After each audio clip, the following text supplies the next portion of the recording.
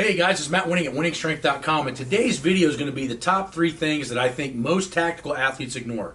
Now keep in mind that we just started a tactical train heroic where it's going to be optimized for most people on, if you're police, fire, or military, on how to train at a very, very good price so anybody can afford it in their budget.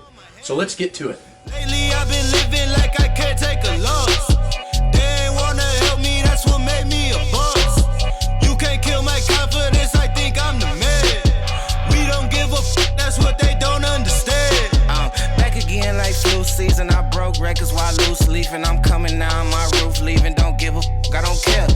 Did the by my lonesome, no wonder now I'm on one. No shortcuts on that long run, all I really want is my share.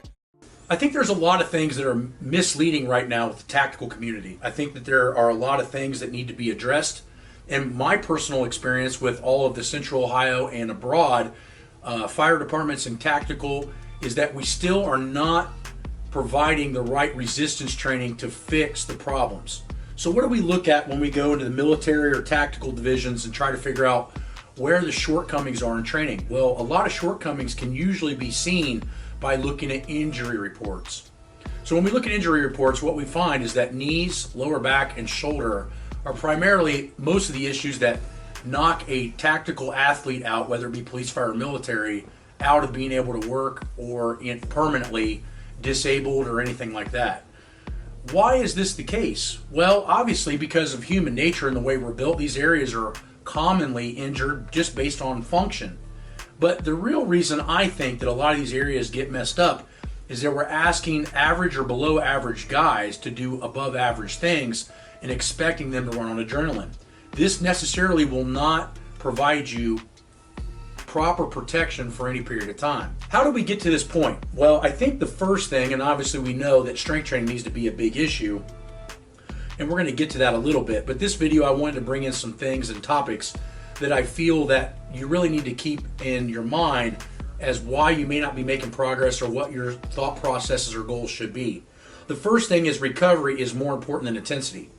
Okay, so if you're a fire department or military or you're active duty, or even if you're working a weird shift in the police, which we deal with a lot here at the gym and out in the community working with the firehouses, you have to make sure your other 2 days that you're not working are trying to get you recovered. What I find can be a huge issue with most tactical athletes is when they're a tactical athlete, the things they're doing on their off days are not preparing to be better at the job.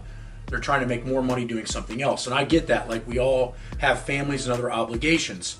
But at the end of the day, you need to make sure that you're building in naps, you're building in recovery as far as nutrient timing and meal prepping and doing these other things. Remember that how well you recover is how hard you can train. The other thing that I think we have to keep in mind is that most things like CrossFit and other things are pretty much applying that you're going to be in great shape for the next 2 to 4 years. Well, if you sign up for a fire department or police, you're going to be active for 25 plus years. This means that your training protocol needs to be much more thought out and much more bulletproof and not just going in and training to train, which is common for a lot of people that sell intensity. Now, the next big thing that I think we need to understand, and this is just my stance on the situation, cardio is not your friend, strength is. But strength needs to be developed in a work capacity setting. This is why I feel that winning warm-ups are not only very applicable to powerlifting, because most powerlifters are completely out of shape, but it's also very useful for tactical divisions. When you do hard resistance training with minimal to no rest periods, you are going to develop cardiovascular fitness. But the reason that walking or even jogging on a treadmill is not going to be very conducive to being a fire department or military personnel is because you're carrying anywhere from 50 to 100 pounds more of gear. This starts to change the equation on how you're trying to train, because now you have external resistance. And this is if you don't have to move anyone or any equipment. This is just your fire gear with your pack on, etc. So having a hellacious base of strength built on by general physical work capacity, which is winning warm-ups and low rest periods with resistance training, is going to be far more adaptable to a tactical environment. Now, how this is important for police as well is the fact that you're carrying body armor, radios, sidearms, and possibly SWAT team gear. So the point is that running and general conditioning are not necessarily going to make you better at a tactical athlete. You need to look towards strength, endurance, and GPP more than you do traditional cardio, which is what's been sold to a lot of you for physical health. The other thing that we see a lot of with tactical athletes is the fact that they use cardio to mask a shitty diet. Somebody bring me a Diet Coke! That is a huge problem. We have all kinds of people that we train and go, hey, I'd like to tone up a little bit. What do I need to do for cardio? The answer is jack shit. You need to eat cleaner if you want to be leaner. Cardiovascular training in and of itself will not help you become leaner, and in some cases actually stimulates a higher appetite. So what we find is people that are overweight, if they can learn to control their diet, will see more progress than letting the diet go haywire and trying to add cardio on top of it. So for you overweight tactical athletes that think that doing cardio is going to help you get leaner, you need to be looking at what you're eating and not what you're burning. The last big thing that I think you need to understand, and this is a huge problem we see with a ton of people both here in city and all over the country and the world, is that most tactical athletes tend to open up magazines, articles, and manuals and follow programs that are not made for them. This is a huge problem because not everybody's dealing with somebody that's 18, 19 years old and has high resiliency. Most people that we see in the tactical environment are in their late 20s to early 40s.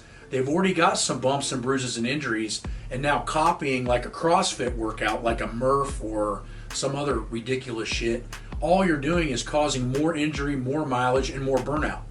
So what you need to understand is, where are you at now? What are your capacities now? And then find a program that's designed to fix you from the particular spot that you're in now. This is why when we train a lot of tactical athletes, we switch to an RPE scale versus a percentage scale.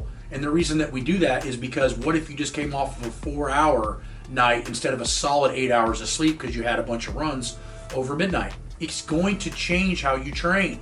Remember this, guys, if there's anything you take from this tactical athlete video, it's not what you do, it's what you can recover from. So if you need more help, come on to online coaching, check out our Trainer Road Tactical division on the internet, and look at winningstrength.com. We can help you make the goals that you need to hit. Talk to you guys later.